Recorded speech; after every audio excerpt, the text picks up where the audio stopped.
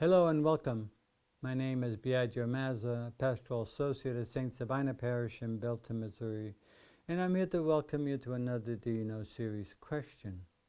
As we continue our series on stewardship, today's Do You Know question is, do you know what stewardship or your God-given talents entails? Gifts or talents are defined as natural skills, personal abilities that we are good at. They include skills, gifts, abilities, interests, passions, experiences. As Christians, we believe that all these gifts are gifts from God to us, given for some benefit, and that benefit is to be put at the service of others. We believe that all of our talents come from God, and we all have been gifted with some talents. Talents come to us in different ways. For example, they come from our families, so our families pass some of these talents on to us. Some come naturally to us. We are born with them, and as we grow and mature, we become aware of them and learn how to use them. Some gifts are learned. They were learned through observation, trial and error, training, discipline, and so on. But all gifts, from the Christian perspective, all gifts have their key source in the Holy Spirit, who gives them to us for a spiritual purpose. And what that purpose is essentially is to honor God by using our gifts for the good of the entire human family. All of us are called to discern our gifts and learn how to use them.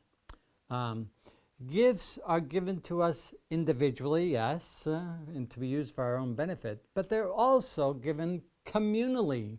In other words, our gifts are to be exercised in the context of the community, of the wider human family, to be put at the service and promoting the common good of the entire human family.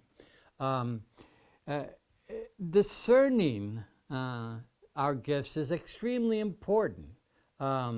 Disciples are people who use their gifts, primarily putting them at the service of others in everything that they do. Some of us discern our gifts well and use them well. Others either don't use them or bury them. Why? Some people doubt their gifts. Other people don't know how to use their gifts. And still others, you have people who are afraid to take the risk of using their gifts.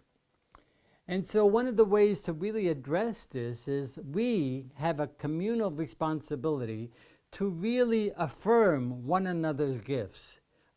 And to encourage us to take the risk to use those gifts for the good of all, the entire human family.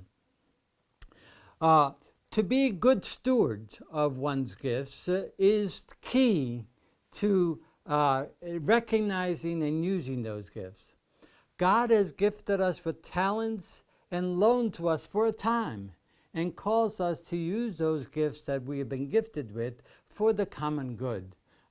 How we choose to invest, use, steward our gifts says a whole lot about who we are and what we hold dear. And so with gifts comes a task and a responsibility. One of the most important stewardship of our gifts involves various things. One of the most important ones is commitment. This is the responsibility to use our gifts well and at the service of others. Second would be cooperation. Each one has a unique gift that God has gifted us, but we don't have all the gifts, so we need to cooperate with one another to use the gifts and to enhance the giftedness for the common good and the entire human family. This is most important based on Paul's letter to the Corinthians, chapter 12, where he talks about the image of the different parts of the body and how they contribute to making the body whole. And the third aspect of stewardship of your gifts is faithfulness. What matters is not what we have been given, but how we use what we have been given. No matter how great or small the gift, it's how we use it that really matters. So faithfulness is key in stewardship of our gifts. We are stewards of whatever abilities we have been given. I would like to mention some biblical passages which are really rich in the kind of reflection that is needed about stewardship of our gifts. Some of these biblical passages, the one is the famous one on the parable of the talents from Matthew chapter 25, verse 14 to 30. There are other passages in other New Testament works. The first letter of Peter, chapter 4, verse 10. The first letter to the Corinthians, chapter 12, the entire chapters, Paul speaks about gifts and so on. Paul's letter to the Romans, chapter 12, verses 3 to 8, is a good source for reflection on stewardship of gifts, as well as Philippians, chapter 2, verses 3 to 4. These are all rich biblical texts that we can use to reflect on what it means to be stewards, good stewards of our gifts. Overall, if we were to look at the stewardship of our gifts, one of the key questions that we need to ask for personal reflection is, are you being a good steward of your talents, whatever they are?